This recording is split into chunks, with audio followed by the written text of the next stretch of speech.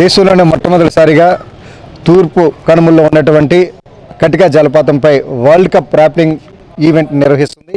వచ్చే నెల 11వ తేదీ నుండి 14వ తేదీ వరకు జరిగేటువంటి ఈ యొక్క ఈవెంట్లో ప్రపంచవ్యాప్తంగా చాలామంది ర్యాప్లర్స్ పాల్గొంటున్నారు.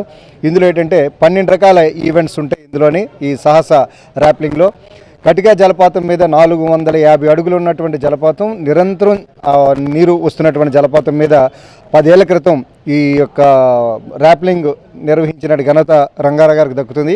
దీనికి smart city reporters welfare association వారు సంపూర్ణ మద్దతు తెలియజేస్తూ మాకు ఈరోజు ర్యాలీకి కూడా వారు ముందుకు రావడం జరిగింది. ఈవెంట్లో అబవ్ 17 ఇయర్స్ నుంచి పాల్గొంటున్నారు.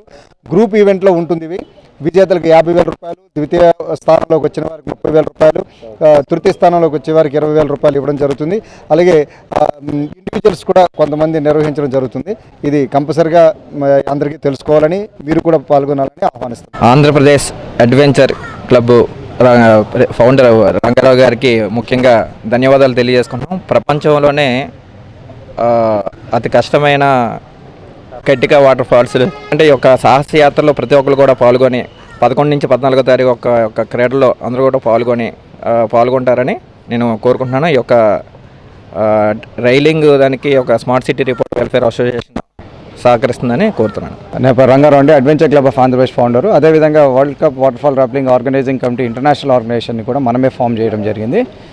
దీని ఆధ్వర్యంలో ఏంటంటే ఒక రూల్స్ ఫామ్ చేసి మనము ఈ కటికా వాటర్ఫాల్లో ప్రపంచంలో ఇలాంటి వాటర్ఫాల్ లేదు కాబట్టి ల్యాండింగ్ దగ్గర సేఫ్టీ ఉంది, టేక్ ఆఫ్ దగ్గర సేఫ్టీ ఉంది, తర్వాత వాటర్ 365 డేస్ మనకు ఉంటుంది. కాబట్టి ప్రపంచంలో ఏంటంటే ఇది ఒక అద్భుతమైన క్రీడగా నేను చెప్తాను. ఎందుకంటే ఇలాంటిది ఎప్పుడూ ఇంకా ముందు జరగలేదు, ఇదే ఫస్ట్ టైం జరుగుతుంది. కాబట్టి దాన్ని పూర్తి స్థాయిలో అందరూ కూడా సహకరిస్తారని అనుకున్నాము. అదే దీనికి ప్రతి ఒక్కరు కూడా సహకరిస్తున్నారు. అదేవిధంగా smart city reporters welfare association వాళ్ళు మాకు ఈరోజు అద్భుతమైన కార్యక్రమాన్ని ఏర్పాటు చేసి దీనికి బూస్టింగ్ ఇచ్చినారు ఈరోజు. కాబట్టి మన అందరూ కూడా ధన్యవాదాలు.